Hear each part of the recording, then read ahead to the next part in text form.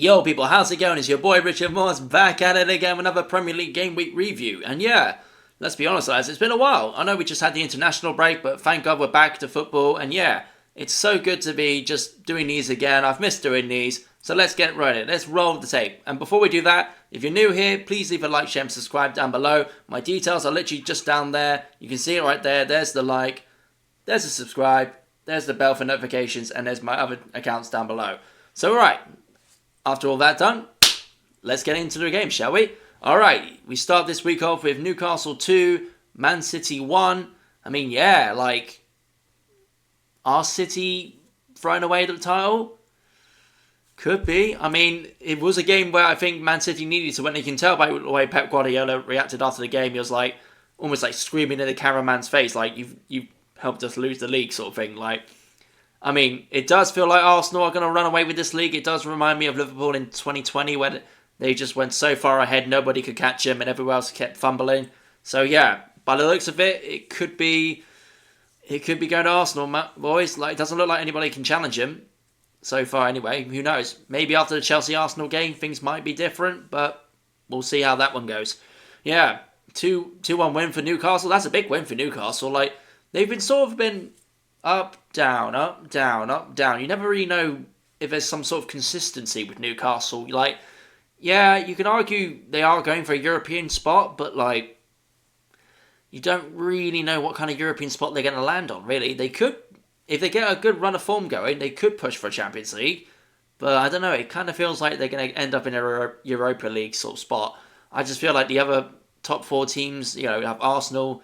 I think City will still be up there, even though they lost against today. Chelsea will be up there, so that's 3 already. And then whoever gets 4th, it's a little bit toss-up. They maybe could push for 4th if they get some good run of form, but we'll see. It depends what European spot they go for. Personally, I think they'll get Europa League, but I think, like I said, if they get a run of form, they could push for Champions League. So we'll see how that goes. All right, next game up, Wolves 0, Palace 2. I mean... Not really much to say about this game. It was pretty much a dead game on arrival. We all knew Palace were going to win.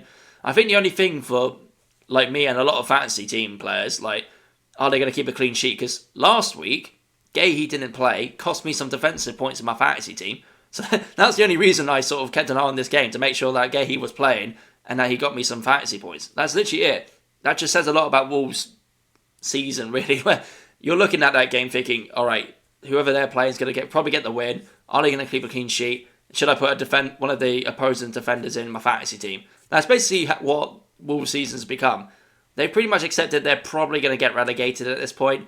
By a miracle, they maybe by a very slim chance, find a way to stay out of this, but it's not looking good for Wolves, lads. I don't think even if they sack the manager, nothing's really going to change. So they kind of have to go through the season and just hope for the best. That's all they can do at this point. All right.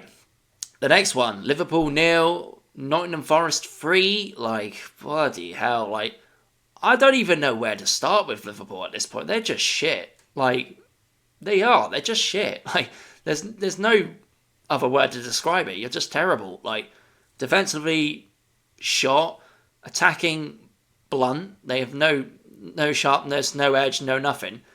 And midfield's just non-existent. That team that won the league last season is not there. The Premier League champions right now look like a shadow of themselves. Like, none of the new signings have really made any impact, let's be brutally honest. The best you could argue is Ekitike. The rest of them, scrubs. I'm sorry, they're all just scrubs. Wirtz, what is he now? 0020 at this point. Kirkes, and this is coming from a Bournemouth fan, so there's a little bit of salt in this one, but hey, this is calm as a bitch, you know what I mean? Kirkes pushed for the big move to Liverpool, and then can't even get starts over Andy Robertson, the guy he was brought in to replace. So imagine that. You go in there thinking, I'm going to take this guy's spot, and he gets picked over you. Like, bruh. And not on top of that, Hungary have also been knocked out of the World Cup before in the qualifying round, so they're not even going to that either. So that shows you how defensively good Kirkes is right now. And you got Frimpong, who's, in fairness, is injured, but not really done much when he's starting anyway. They had that Italian guy, I think he got injured in his first game, which is fair enough. Like, you know, injured literally in your first ever match, you can't really have a go at the guy. But the big two, obviously, are Wirtz and Isak. Like, bruh. At this point, if I was Arnie Slot, I'd be asking for a refund on those 2 players right now. Like, geez. To be honest, they didn't really need them. With the midfield they had that won the league, they could have just stuck with that one, really. They could have just signed Eddie TK up front and they'd be fine. But, they had to beat themselves up, Mr. Big Bollocks, with all the money and then splash it on players like one of those lottery millionaires that win the millionaire and just start splashing the cash like it's like nothing in the world. Idiots. Absolute idiots. So yeah, big ups Nottingham Forest, especially big up Nuno. Like he has really changed Nottingham Forest's trajectory, really. Under Ange, they were almost guaranteed relegation the way they were going. So fair play to him, man. To get Sean Dyche, sorry, not Sean Dyche, I'm sorry. Sean Dyche's Forest. I completely got that wrong. Yeah, Sean Dyche's Forest. I think because he's played Liverpool with Everton for so many years, he knows how to play Liverpool, and I think he played to their strengths. And yeah, you just got the win, 3-0. Fair play, man. Fair play to you. All right, moving on. We move on to Fulham 1, Sunderland 1. 0, sorry. Yeah, I mean, I'm quite surprised with that, really. Like, Fulham, I didn't think Fulham were going to win that game. Sunderland have been on really good form. I know there seems to be this thing with Sunderland, like, they're really dominant at home, but away, they're a bit hit and miss. But yeah, that's a big win for Fulham. Like, I don't think Fulham have won a game for a little while. I may be wrong, so don't shoot me. If I got that wrong, please don't kill me. I don't watch other teams really that much, so if I get it wrong, I'm sorry. But yeah, Fulham get a win against Sunderland, who've been one of the more impressive teams of the season, really, if you look at it. Like, these guys have turned up against teams that on paper you think they have no chance of winning. Especially the Arsenal game where they got a 2-2 draw when everybody thought, oh yeah, Arsenal are just going to roll through them. They'll steamroll through, easy work, 3 points in the bag. But no. So yeah, to see Sunderland lose to Fulham, it kind of gives me, as Bournemouth, because we got to play them next at home, a little bit of hope. But I mean, we can't even beat West Ham, so it's not looking good. So we'll see. We'll see how that game's. I'll be doing a preview for that game very soon. I'll probably do it tomorrow, maybe. But yeah, on that note, let's move on to the next one. Brighton 2, Brentford 1. Yeah, really, another win for Brentford. Brighton's. Oh, fucking, I'm butchering this today. Another win for Brighton. Yeah, it's pretty standard, really. There wasn't really much controversy in this match. Just another big win for Brighton. Another big win for Brighton, and just came on.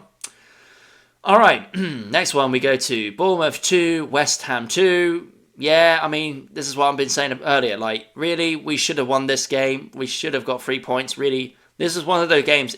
Considering our list of runs, we've had Man City, Villa, West Ham. We now got Sunderland and Chelsea coming up, and Everton. Realistically, West Ham was the game we thought we could get 3 points out of, but no. To be honest, in the first half, we threw it away. It was another game. It's pretty much like the Villa game where we basically almost threw it away in the first half and we were clawing back the whole of the second half. Luckily, we managed to this time, but against Villa, we had no chance of clawing it back. The game was done in the first half. But yeah, this one, there were times where we were just all over him, but we just couldn't get in the net. Evan Nilsson, I'm sick to tired of you, man. I'm looking you right in the camera when I say this. Evan Nilsson, I am sick to death of you, man. You need to go. I'm sorry. This man is supposed to be a record signing, by the way. Ghost. Absolute ghost. I'm just sick of him. I honestly put Krupi Jr. Now Unal's back as well. Bring Unal and Krupi Jr. Make those our 2 main strikers. Sell Evan Nilsson. I'm dead serious. Sell him. All right. Next game. Burnley 0, Chelsea 2. Yeah, I mean, come on. Everybody in their blind grandmother can told you Chelsea are going to win that match. Burnley are just dead food, man. They're just dead on arrival. Need I really say more? Not really. Are Chelsea in the title race?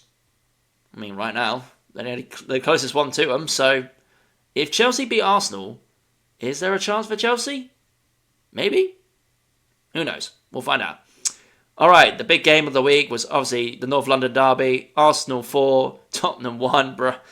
Tottenham, man, you got little broed from minute dot, really. You, man, got absolutely humbled at the Emirates as well. I mean, it's usually kind of happens to Tottenham. They always seem to get, almost like on an annual basis, they just get humiliated and spanked. So yeah, I'm not surprised that Arsenal won. The manner of which they won was like even more satisfying to watch. Like, Eze, man. Eze, a lifelong Arsenal fan, Arsenal boy, dunks a hat-trick for the first time in nearly 50 years in a North London derby against Tottenham. The team that tried to sign him but failed, and they go to Arsenal, and then he gets a hat-trick. Like, fair play. That is just like... my hat's off to you, man. In terms of player of the week, it is Richard Eze by a mile. Nobody even comes close. I'm sorry, nobody comes close.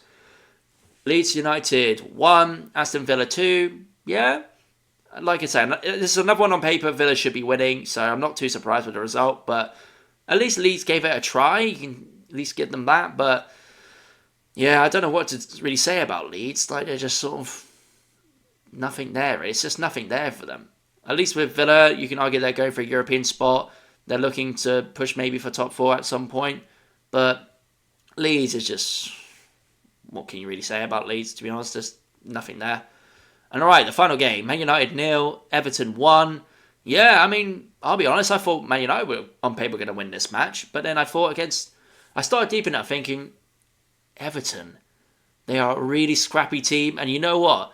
Just when you think they're definitely going to lose a match, that's the sort of games they turn up for. And they really show how good they can be on their day. And yeah, fair play to Everton. I think they're the point ties with Liverpool right now, if I'm not mistaken. I'll check in a bit. But yeah, fair play to Everton. That's a huge win, really, for, like, you know, David Moyes against his old team as well, Man United. Like, I know that must have been really good for David Moyes to get that win over his old club. That's just going to put a real smile on his face. And unfortunately for United Strand, that's back to 0 again. So God knows when the earliest he can cut his hair.